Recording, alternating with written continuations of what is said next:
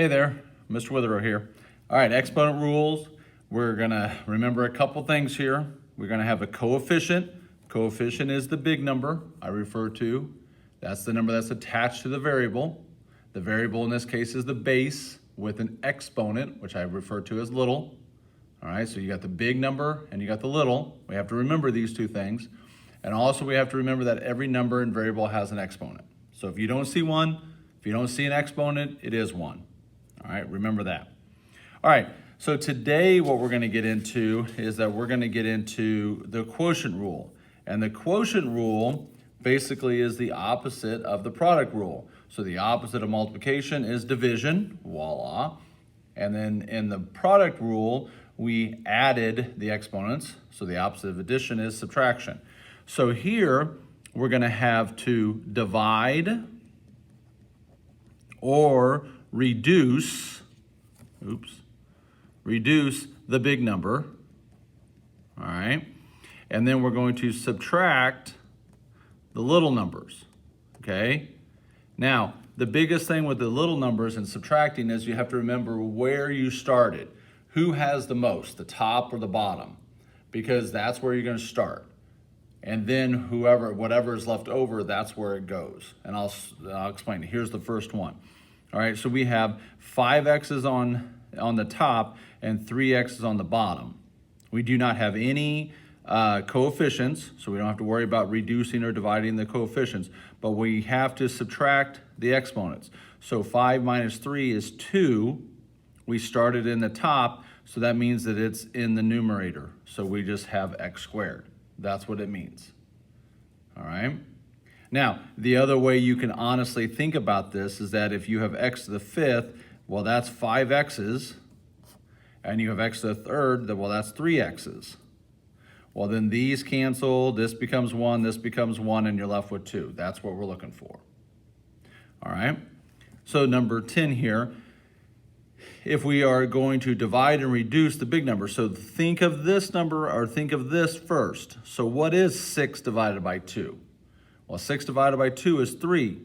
So we're going to put that up here, right? And I always put this up here like imaginary that there's a fraction bar here because I don't know if there is going to be a fraction or not. But I'm going to go ahead and put it there. Then we have to look at the variables. We've got x to the fourth over x to the sixth. So again, we're going to subtract these. Now, who has the most? The most is in the bottom. So that means the leftover is going to go in the bottom. So I am going to have a fraction. So what is 6 minus 4? It's 2. So we say x squared. So there's your answer, 3 over x squared. Notice how it's on the bottom because 6 is more than 4. In this problem, we have actually 1, 2, 3, 4 different problems within one. So let's do the divide or the reducing of the big numbers. So negative 15 over negative 5. Well, that's a positive 3.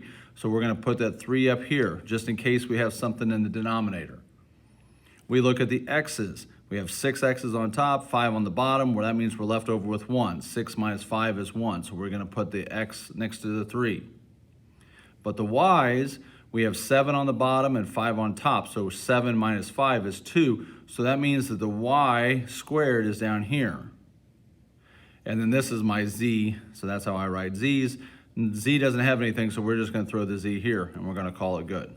All right? So notice that it just depends on where the exponent is. Who has the most exponents, the top or the bottom, right? Now, what they start doing is they start getting into some crazy stuff here and think about having you do more than one rule at a time. So number 12 has exponents out here on the outside. Well, that means that if we think about the order of operations, we have to do the exponents first. So that means that we have to distribute or use the product rule to get rid of these parentheses. We can't go ahead and divide or reduce these. We can't do that.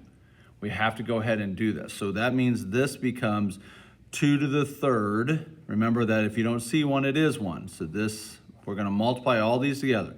So then a to the 9th and b to the 12th. Over, and then we're going to do the same thing here. Remember, these are 1s. So we're going to multiply the 5 by everybody here. So we're going to have 2 to the 5th a to the 5th, and b to the 10th. All right, so let's go ahead and since these are the same bases, we can go ahead and just subtract this before we do the multiplication here. So we're going to have here 5 minus 3 is 2. So that means that we're going to have 2 squared on the bottom. 9 minus 5 is 4, so we're going to have a to the 4th up here. And 12 minus 10 is 2, so we're going to have b to the 10th. Oh, no, sorry, b to the 2nd there. 12 minus 10 is 2. So then 2 squared is 4. So we're going to say here this is a to the 4th, b squared over 4. That would be our answer. All right, so that's what we're looking at for the quotient rule. We're going to divide and reduce the big numbers, and we're going to subtract the littles. All right.